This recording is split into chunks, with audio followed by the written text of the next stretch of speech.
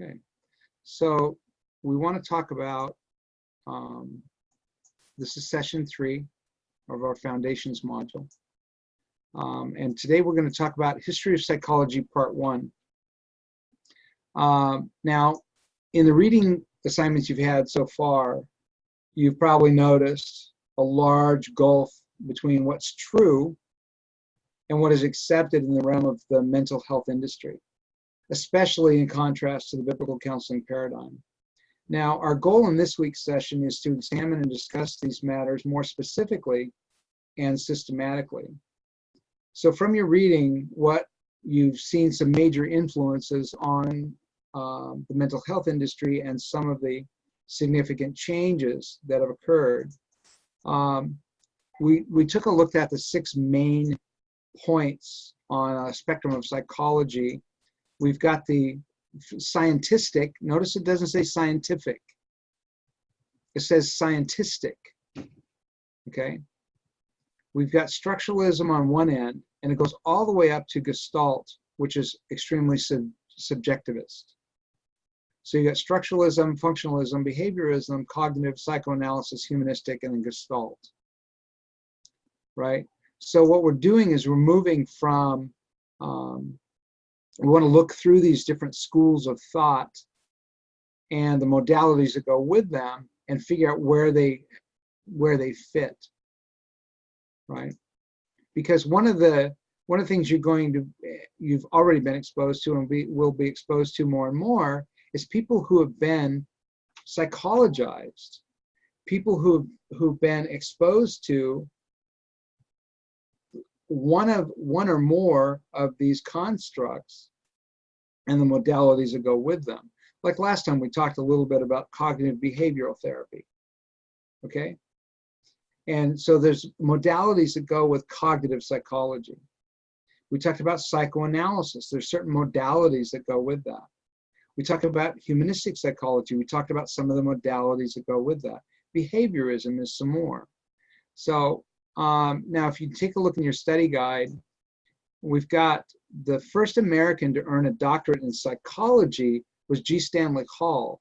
And he earned that doctorate in Germany under Wilhelm Wundt. And he was the one in 1879 who opened the first experimental laboratory in psychology at the University of Leipzig in Germany. He really is the one credited with establishing psychology as an academic discipline. Now, his students included Emil Kraepelin, who you heard about this last weekend from Dr. Berger, James Cattell, and then G. Stanley Hall. And the first American Psychological Library was established by G. Stanley Hall, who's a student of Wundt. So he brought the experimental psychology laboratory, the structuralism, if you will,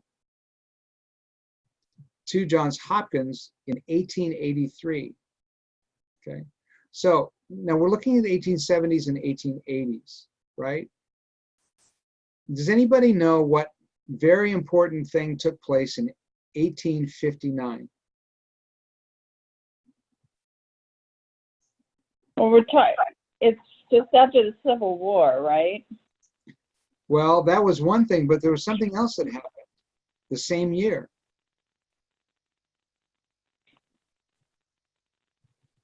Publication of Origin of Species.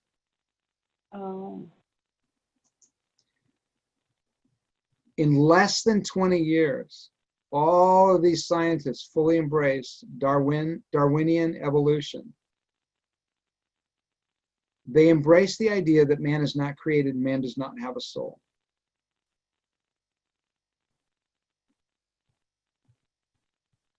So you've got this huge push for Darwinian evolution, atheism, materialism, and naturalism. Okay, we talked about these before. That's why this all became scientized, because you cannot duplicate it in a laboratory, or you cannot experiment with the metaphysical. You can't scientifically study the metaphysical, the outside the physical, the supernatural. You can't. So there's no science for it. So obviously it can't exist. That's the logic, internal logic of the scientific viewpoint. Okay. Now, we've got this spectrum of psychology. We've talked about all of these. Here's one of my favorites, Pink Floyd.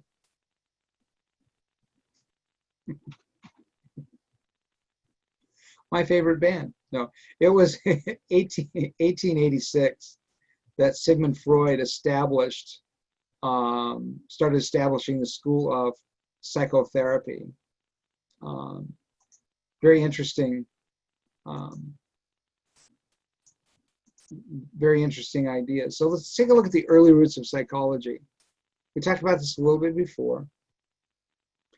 From approximately 600 to 300 BC, Greek philosophers such as Socrates, Plato, Aristotle conjectured on topics such as pleasure, pain, knowledge, motivation, rationality, and mental illness, topics often discussed in psychology today, which is why Dr. Robeson's book, Intellectual History of Psychology, goes back that far and starts there to show that what a lot of people think has been a progression from one thing to another is a carrying forward and adding to what we started with. Then in the 1600s, French mathematician and philosopher René Descartes theorized that the body and mind are separate entities. This concept came to be known as dualism. Well, what's interesting about that is Scripture talks about dualism, that man is both material and immaterial, that there is both body and soul. Okay, but in the world outside of Christianity, outside the religious spheres, Descartes was the first one that really posited this. And then also in the 17th century, Thomas Hobbes and John Locke were English philosophers who disagreed with the concept of dualism, arguing instead that sensations, images, thoughts, and feelings are physical processes that occur within the brain. And that right there invaded what became modern psychology, and that basic premise took over. Hang on a second. So when we look at, we talked about the first use of the term psychology being often attributed to a German philosopher in 1590, and Christian Wolff popularized it in the 1800s, or 1700s, 18th century. Psychology was largely considered a branch of philosophy until the mid-1800s, when it developed as an independent scientific discipline in Germany and the United States. That's what we've been looking at. So go back to your timeline in your study guide.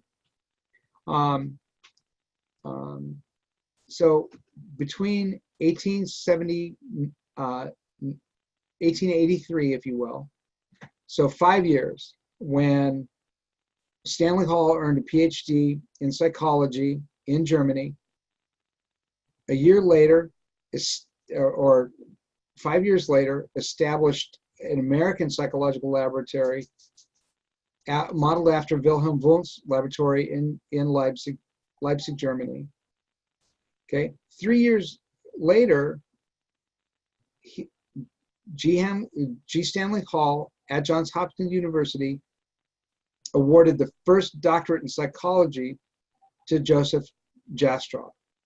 Now, he later became a professor of psychology at the University of Wisconsin, and served as the president of the APA in 1900.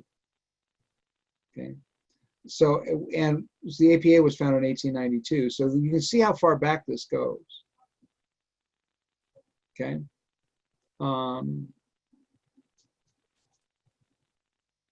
Then we move on to biological perspectives. We'll get a little picture there, MRI of the human brain. So biological psychology as a scientific discipline emerged during the 18th and 19th centuries. Philosophers such as Descartes and James proposed physical models to explain animal and human behavior. We talked about that before. Biological psychologists attempt to relate biological, physiological, and genetic variables to psychological or behavioral variables, which is what we see today. Okay, behavioral neuroscience tries to contribute to understanding medical disorders, including those that also fall under the realm of clinical psychology. So what they're doing is they're taking what's happening in the brain and making that to be the cause of what's happening to the person. Okay, and that brings us to, you look at your timeline, 1896, functionalism. In our spectrum of psychology, we have functionalism. We have structuralism to functionalism. And that focuses on the acts and functions of the mind rather than the mind itself. Okay? And again, prominent American advocates are William James and John Dewey. Now remember, John Dewey is one of the two architects of the public education system in the United States of America. Okay? John Dewey partnered with Andrew Carnegie to basically find an education system to produce factory workers for those who did lower education, and management personnel for those that did higher education. That's what the higher and lower education system in the public education structure in the late 19th century was all about.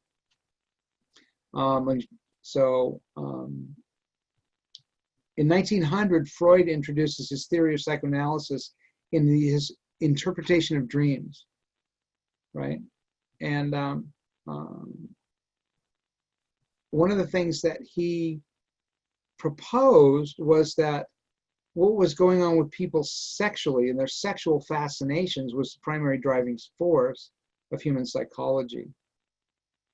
Okay, we talked about structuralism and functionalism. The psychodynamic perspective, talk about Freud a little bit more.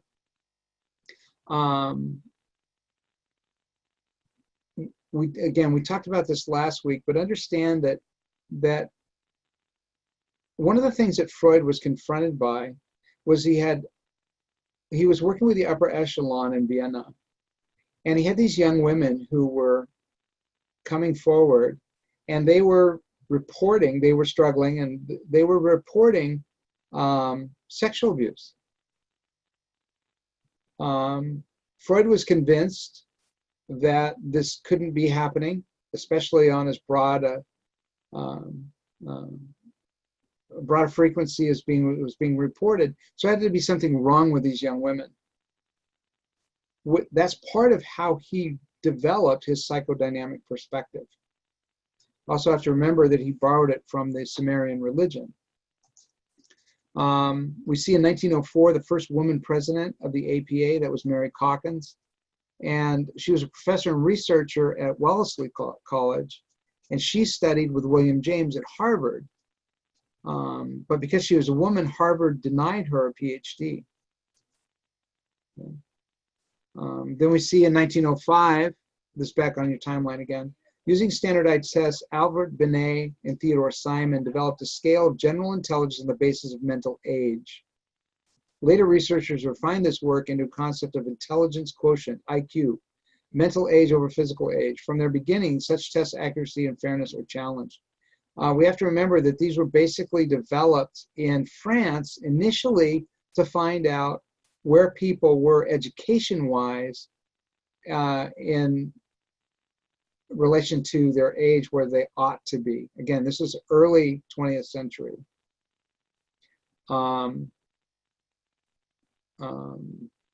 one of the things we don't talk about much here that we'll talk about, will be exposed next week, that Dr. Berger brought up Saturday, was the asylum industry in England and also in the United States. Back when the country was being founded and shortly after. In 1908, Clifford Beers published a book called A Mind That Found Itself, talking about his experience as a patient in mental asylums in the 1800s. And they isolated people. And he talked about there needing to be humane treatment for patients and better education about mental illness for the general population. And that book inspired what was called mental hygiene movement in the United States. Mental hygiene is foundational to eugenics in Nazi Germany. And gentlemen, we talked about a few minutes ago that Dr. Berger mentioned on Saturday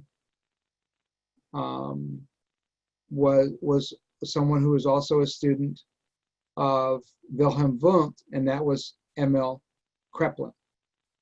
So we're going to talk about him more as time goes on. So you see there's this... Warren, yeah. I wanted to ask, how was that leap made from we need to treat people more humanely in asylums to the mental hygiene movement? That's a really good question. So there were two schools of thought. John Galt, and Dr. Berger talks about this in his new book that will be published soon.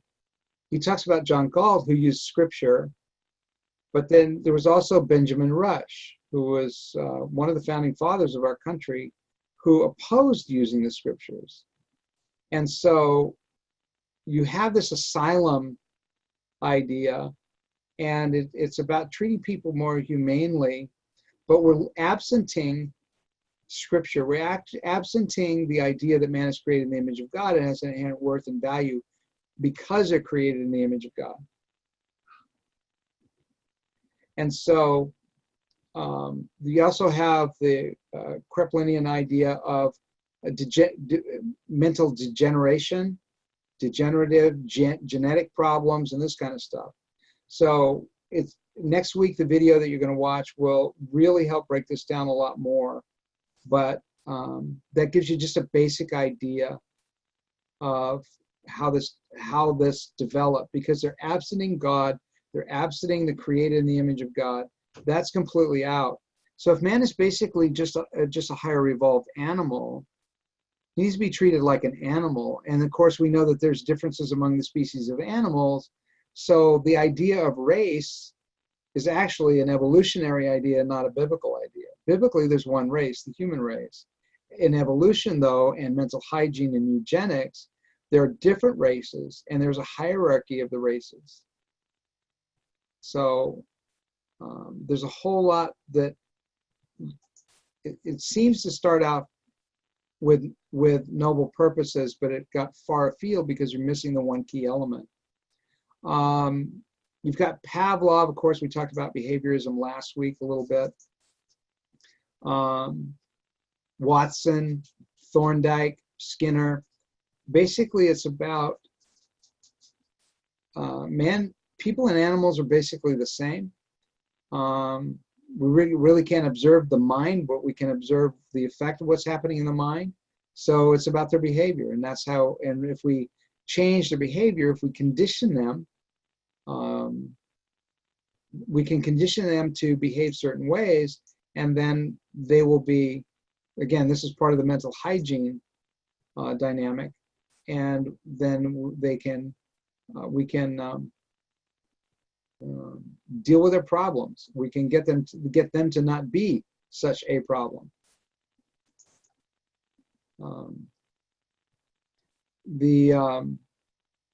So back to our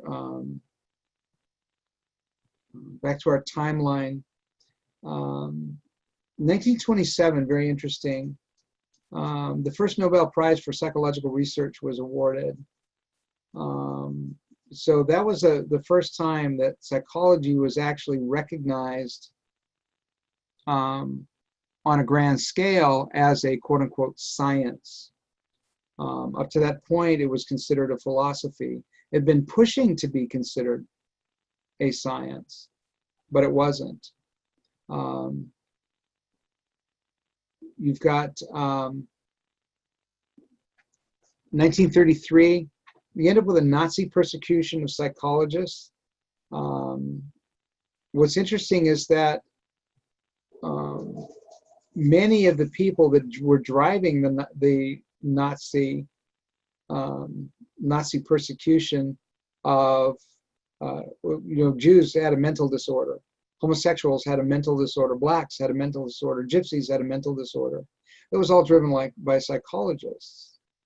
But for a while, psychologists, psychiatrists were persecuted in Germany, yet their philosophy was taken in and used. So it's a really odd conundrum of why that was so. We also know that in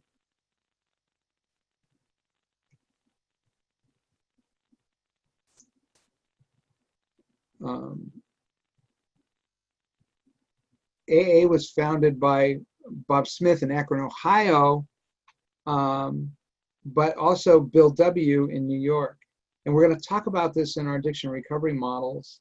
But the Alcoholics Anonymous that was in Ohio was completely different from the Alcoholics Anonymous that was in New York.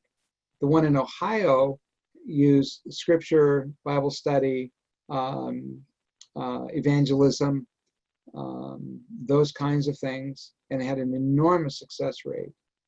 In New York, Bill W. was anything but Christian, intentionally left Jesus Christ out, and they had a very dismal success rate in comparison.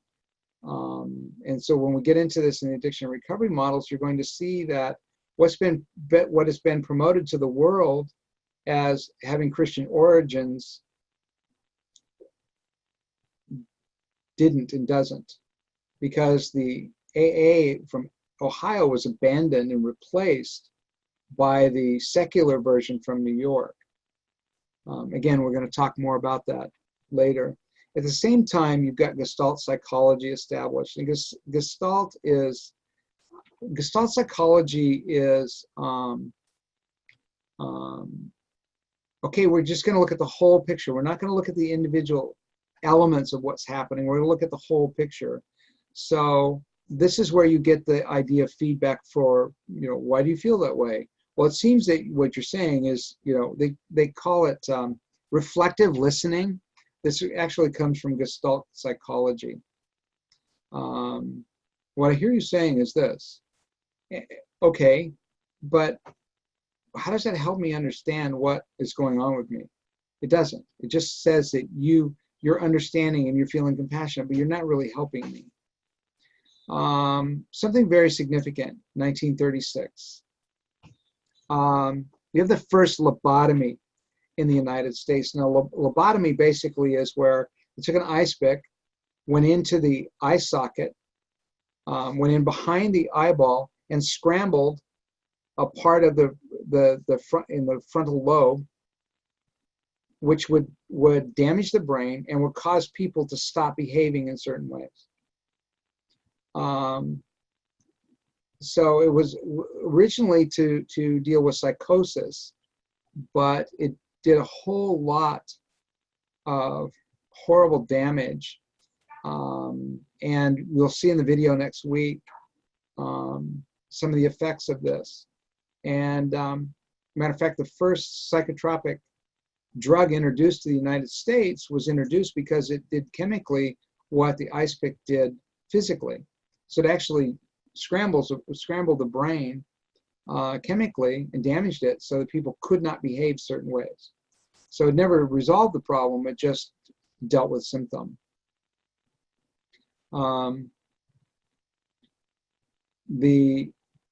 In 1938, you have Skinner and his behavior of organisms. See, we're just organisms. We're not human beings. We're just organisms, just like any other organism.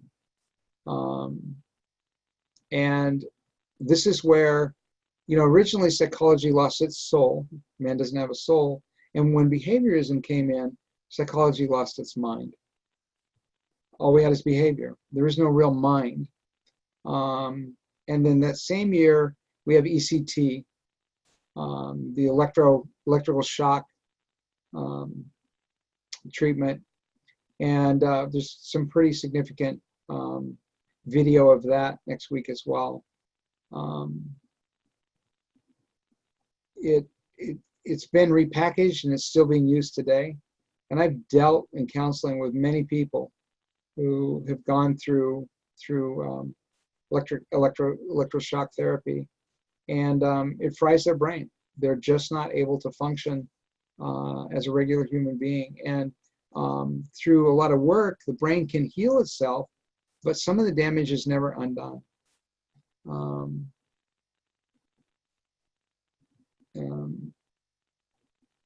Then in 1946, President Harry Truman signed the National Mental Health Act into law, which provided enormous funding for psychiatric education and research. And the National Institute of Mental Health was created 3 years later out of that funding. And that was at the point where the mental health industry truly became an industry. And just a few years later, 1951, we have the first drug introduced to treat depression is studied, and 8 years later it was brought in. But Thorazine was tested in 1952, and it was tested in a patient in a Paris military hospital for use as an antipsychotic, because what they discovered was that, okay, so with this antihistamine was actually used to control parasites in the intestines of pigs in France, but they found that it actually helped someone under a general anesthesia stay in slumber mode more consistently longer. And some genius said, well, what does this do then for people who are struggling with psychosis? So they gave it to a patient struggling with psychosis, and they found that it had a calming effect. Okay, so then it gets brought into, 2 years later, it gets approved and it starts being used in the United States. Remember, now this originally started off as something that was used to get rid of intestinal parasites in pigs. And they started using it on human beings and found it had certain effects. And then they started prescribing it in the United States.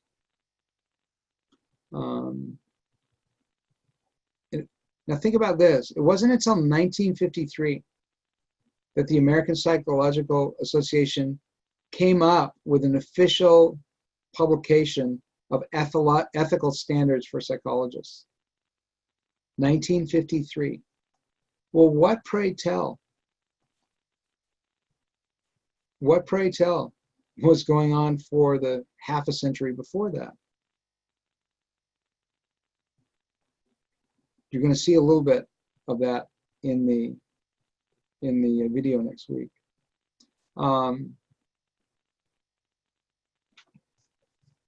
Several things happened in 1954 that had to do with the biological perspective that we've talked about. We have the nature of prejudice, which basically supposedly established psychology's usefulness in understanding social issues, but it's all built off of humanism, and it's also built off of the idea of races, which again is an evolutionary idea, not a biblical idea. Biopsychology begins to undergo a lot more research. Psychopharmacology really starts to take off. And then humanistic psychology. Now, humanistic psychology really got birthed in the 1930s, but in the 1950s, it really took off. We talked about that, where Maslow is considered the founder of humanistic psychology, and he's most noted for his conceptualization of the hierarchy of human needs. Again, remember, no science for that. Carl Rogers followed close behind, and he took the person-centered approach to therapy. It's all about you. And then he also put an emphasis on unconditional positive regard. So not challenging a person's thinking, not saying that seems like it seems like you're believing a lie, or that sounds unhealthy. He just wanted to give ongoing positive reinforcement to people so that they would feel better about themselves. And then you have Rollo May, who really brought in existentialism and moved us into what would become the cognitive perspective. That took off in the mid 1950s and up into the early 1960s.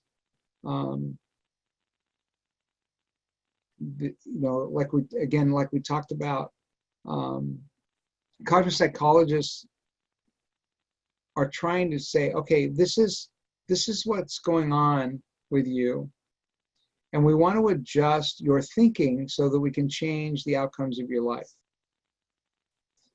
Okay, well, we know as Christians that it's more than just thinking, it's underlying beliefs. Thinking leads to beliefs, and beliefs lead to behavior. They take out the beliefs part because beliefs have to do with the metaphysical, with the immaterial part of us. So by removing that, then we have thinking has to be addressed so that we can change behavior. And it's a form of behaviorism, but focuses on the thinking in order to affect behavior instead of the other way around. We also at this time have Jean Piaget, who talks about childhood development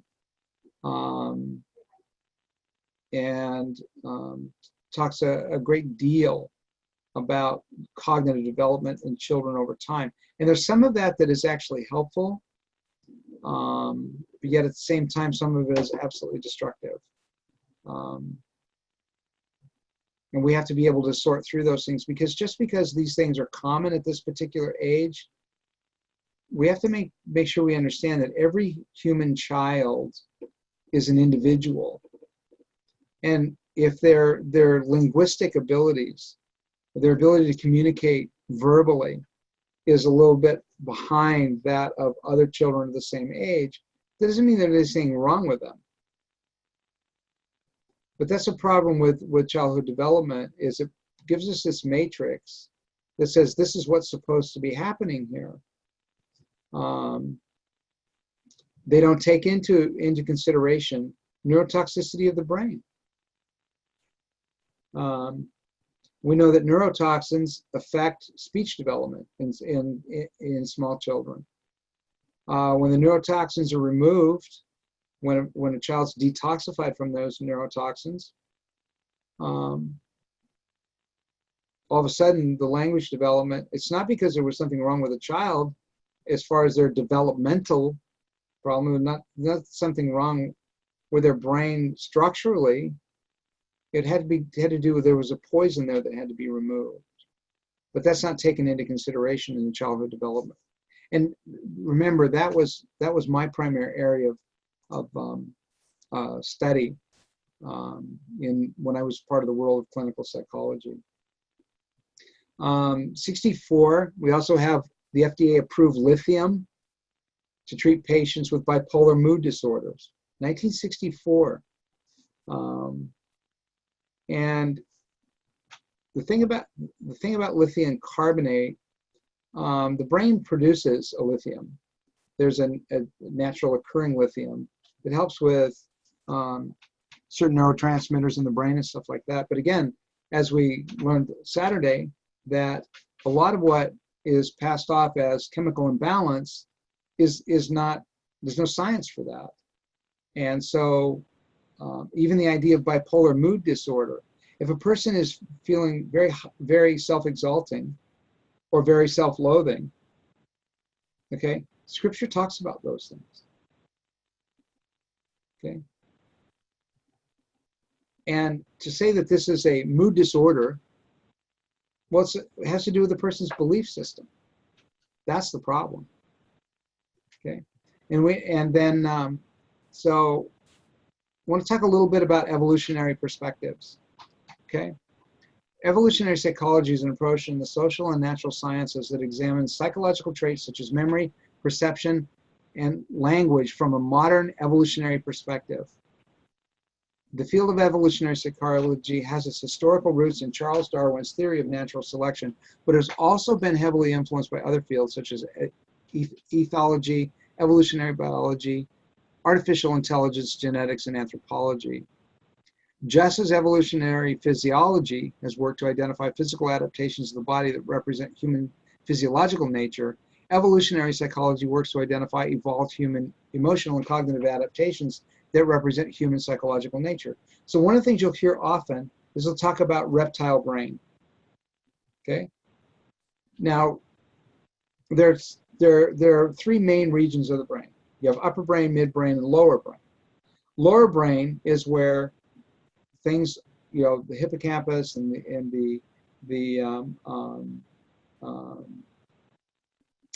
oh shoot, oh my gosh, and my mind just went blank. Anyway, just the things that cause us to function, okay, that make the heart beat, all without thinking about it. They call that reptile of the brain. That evolved from when we were reptiles. Okay, that's evolutionary psychology. So when we go into fight or flight mode, okay, that's reptile brain taking over. No, that's actually what got built into us to survive danger. He built that into us. He created that in us as part of his overall creative order for all living things, except for a different kind of living thing, which is plants. Plants aren't really alive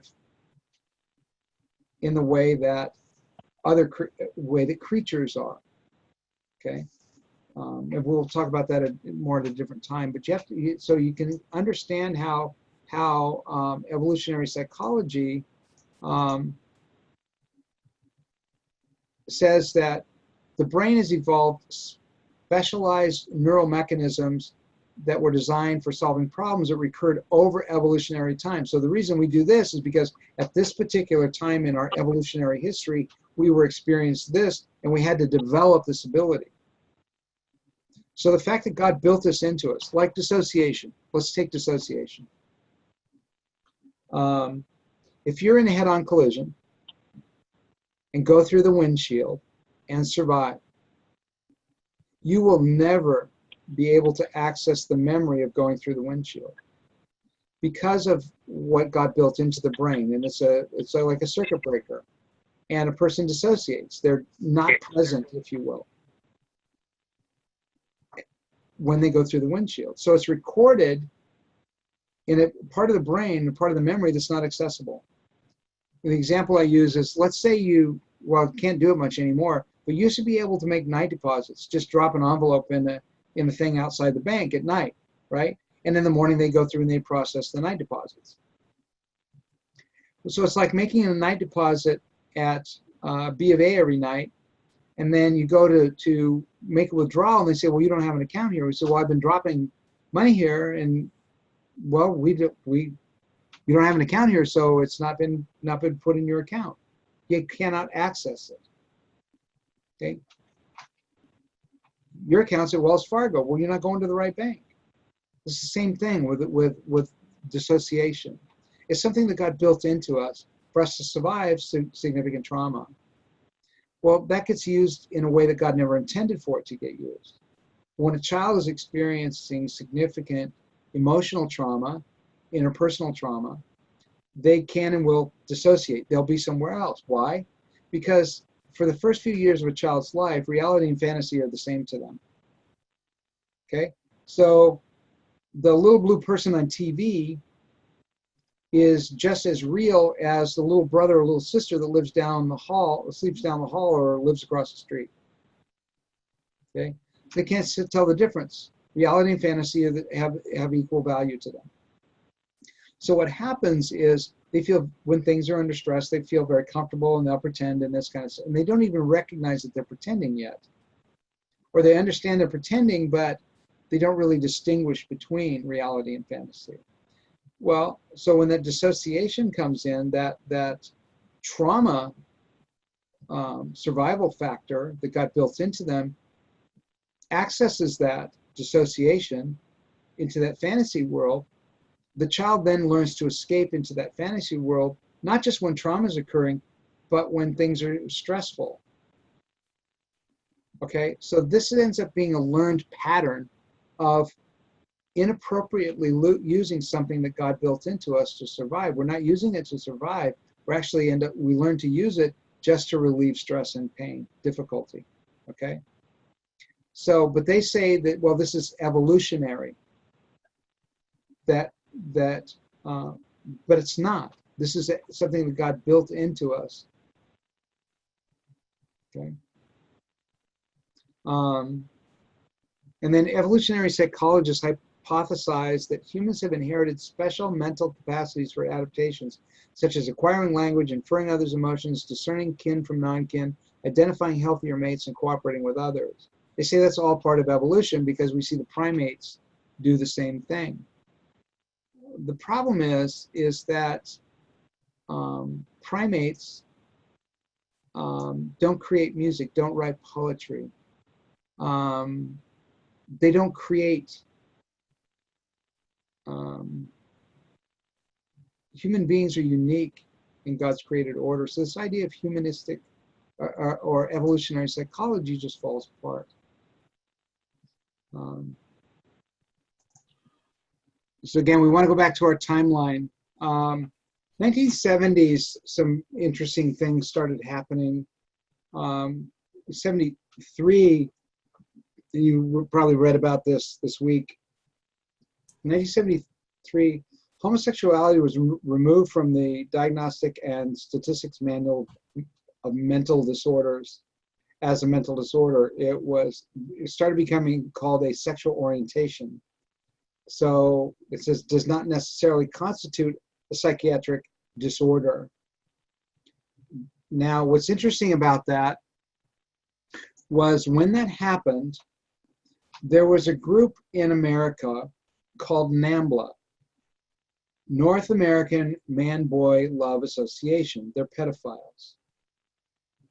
And they determined that if they aligned themselves with the homosexualist community and the homosexualist agenda, that eventually they could have pedophilia recognized as a sexual orientation as well.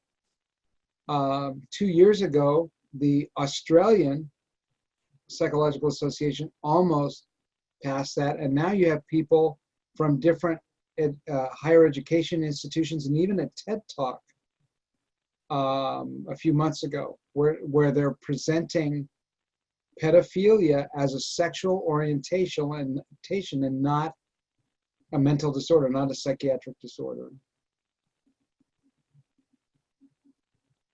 Okay.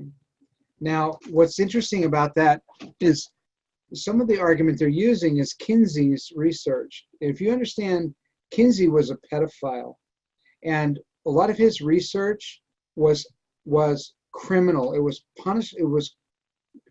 He committed crimes, sex crimes against children. Okay, and that has not been discussed very well. As a matter of fact, Liam Neeson was in a movie that called Kinsey several years ago, played the title role, and so misrepresented what history says. Historical revisionism, as Dr. Berger mentioned on Saturday. They completely revised the history of Kinsey to make him look like he was a reasonable and intelligent and good-willed, and the science and everything behind his research was impeccable. Not at all. All of his stuff should be thrown out, and he should have been charged criminally. I'm trying to remember. I have a book someplace in my stuff from a gal who actually completely unmasked Kinsey, and all of that. So again, in '76, evolutionary psychology really came to the forefront, and this is where Dawkins published The Selfish Gene, which really began to popularize the idea of evolutionary psychology. So, like we talked about, this is takes evolutionary biology and applies the principles of evolutionary biology to the structure and the function of the brain for coming up with explaining social phenomena such as aggression and sexual behavior. It's evolutionary. So this is where the genetics and epigenetics and those kinds of things that you hear talked about a lot more started to come in.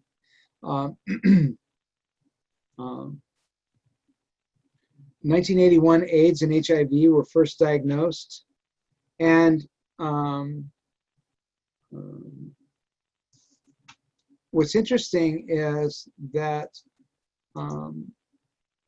when you take a look at the early nomenclature, if you will, for what we call HIV and AIDS today,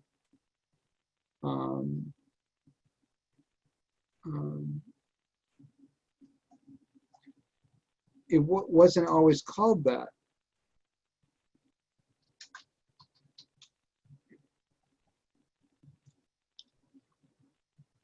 In the old days, it was called GRID, G-R-I-D. Gay-related immune deficiency. Okay, of course, it was called gay-related because it was prevalent in the gay community.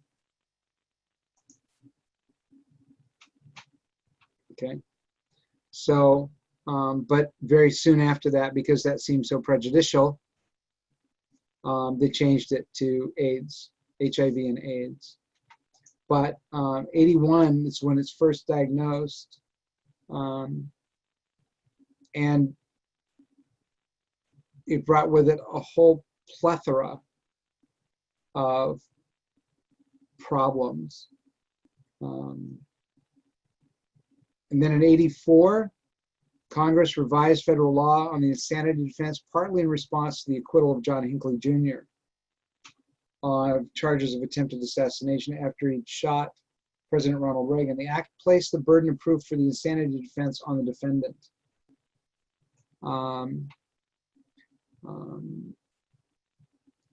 One of the things that ended up happening in the mid-'80s was, one of the things that was happening is we had more and more people who were being released from mental health hospitals and just released on city streets in major cities like Portland, Oregon. They closed down the One Flew Over the Cuckoo's Nest that was filmed at Damaged Mental Hospital in Oregon, and when that was shut down, they put those people on Greyhound buses and sent them to the Greyhound bus depot, which was down at 6th and Taylor in downtown Portland. They got off the bus and they were there. Okay, and so you have this huge increase in the homeless population and a huge increase in the incidence of mental health related problems. It was also the same year that Prozac, Paxil, and Zoloft were made available. If you really want to read about those drugs, go to Dr. Bregan's, Peter Bregan's website, and you can read the truth about those. He's got a couple of books talking back to Prozac, talking back to Zoloft.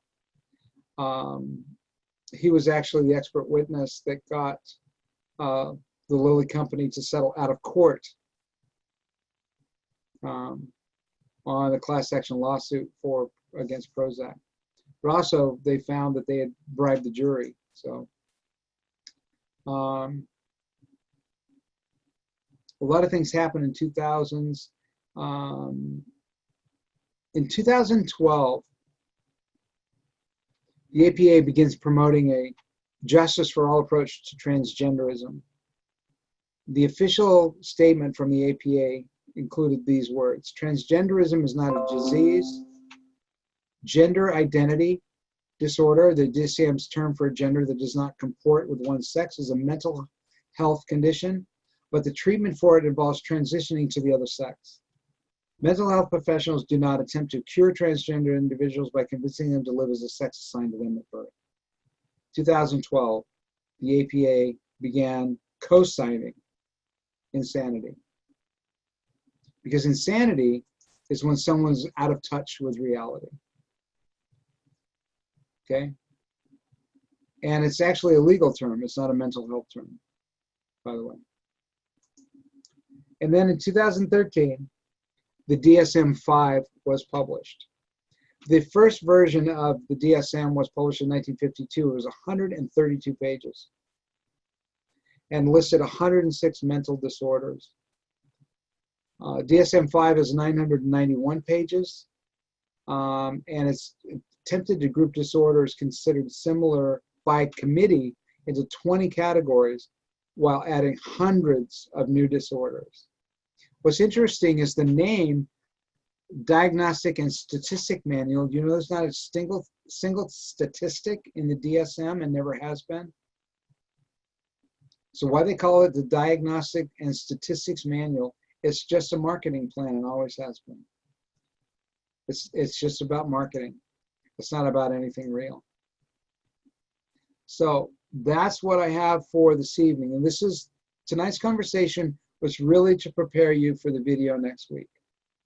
Really want you to have a framework for understanding the mental health, modern psychological theory, and the mental health industry that surrounds us. It's in our government, it's in our military, it's in our schools, it's in our higher education, it's in the medical field, it's in the social sciences, it's everywhere. You cannot be involved in anything, social media, anything, without the influences of modern psychological theory being deeply at work. So, what are your thoughts, questions up to this point as we come to the end of our session 3?